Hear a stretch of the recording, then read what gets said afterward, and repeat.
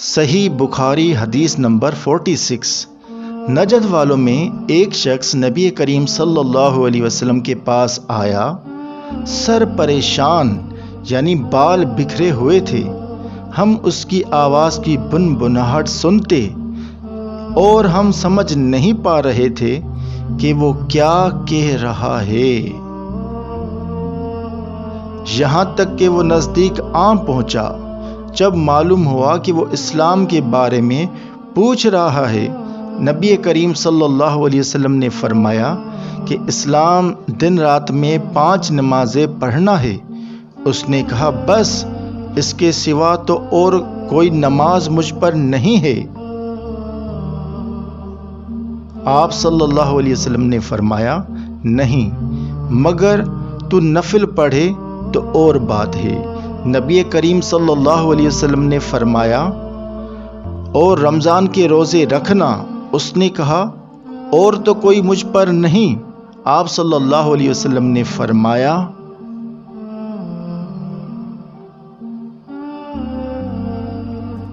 نہیں، مگر تو نفل روزے رکھے تو اور بات ہے۔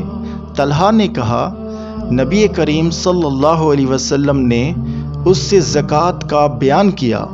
وہ کہنے لگا، بس اور کوئی صدقہ مجھ پر نہیں ہے۔ تو آپ صلی اللہ علیہ وسلم نے فرمایا، نہیں،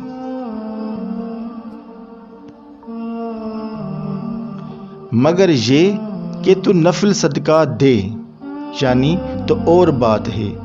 راوی نے کہا، پھر وہ شخص پیٹھ موڑ کر چلا، یوں کہتا جاتا تھا، قسم اللہ کی، میں نہ اس سے بڑھاؤں گا نہ گھٹاؤں گا۔ نبی کریم صلی اللہ علیہ وسلم نے فرمایا، اگر یہ سچا ہے تو وہ اپنی مراد کو پہنچا۔ صحیح بخاری حدیث نمبر 47۔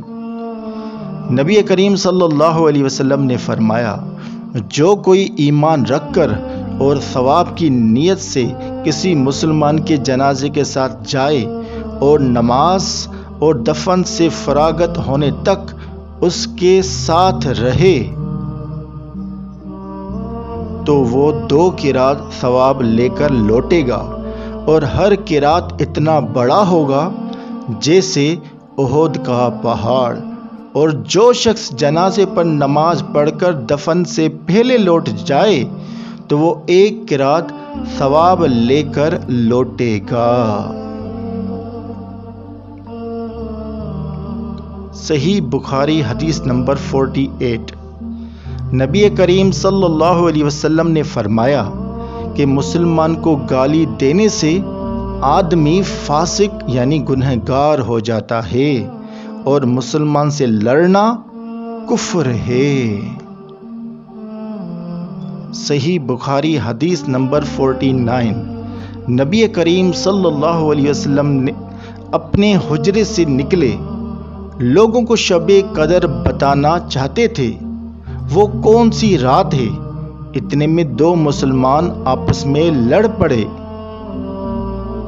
آپ صلی اللہ علیہ وسلم نے فرمایا، میں تو اس لیے باہر نکلا تھا کہ تم کو شب قدر بتلاؤں، اور فلاں فلاں آدمی لڑ پڑے تو وہ میرے دل سے اٹھا لی گئی، اور شاید اسی میں کچھ تمہاری بہتری ہو، یعنی ثواب ایسا کرو کہ شب قدر کو رمضان کی 27ویں، 29ویں، 25ویں رات میں ڈھونڈا کرو۔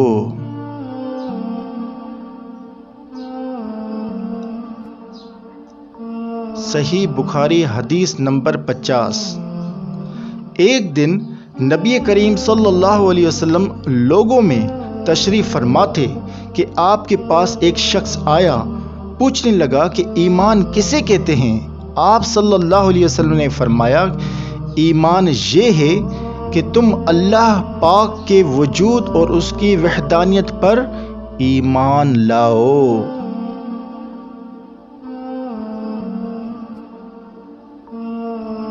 اور اس کے فرشتوں کے وجود پر، اس اللہ کی ملاقات کے برحق ہونے پر، اور اس کے رسولوں کے برحق ہونے پر، اور مرنے کے بعد دوبارہ اٹھنے پر ایمان لاؤ۔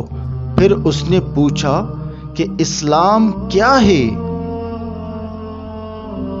آپ صلی اللہ علیہ وسلم نے پھر جواب دیا کہ اسلام یہ ہے کہ تم خالص اللہ کی عبادت کرو اور اس کے ساتھ کسی کو شریک نہ بناؤ، اور نماز قائم کرو اور زکوٰۃ فرض ادا کرو اور رمضان کے روزے رکھو۔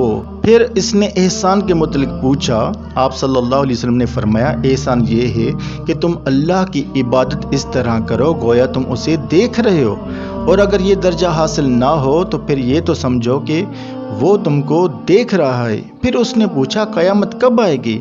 آپ صلی اللہ علیہ وسلم نے فرمایا کہ اس کے بارے میں جواب دینے والا پوچھنے والے سے کچھ زیادہ نہیں جانتا، البتہ میں تمہیں اس کی نشانیاں بتلا سکتا ہوں۔ وہ یہ ہیں کہ جب لونڈی اپنے آقا کو جنے گی، اور جب سیاہ اونٹوں کی چرانے والے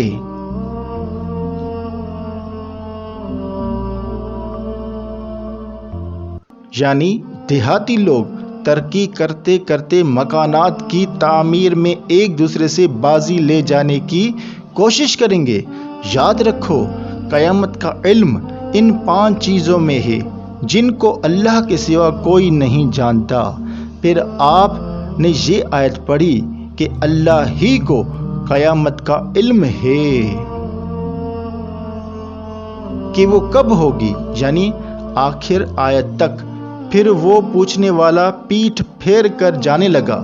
آپ صلی اللہ علیہ وسلم نے فرمایا کہ اسے واپس بلا کر لاؤ۔ لوگ دوڑ پڑے مگر وہ کہیں نظر نہیں آیا۔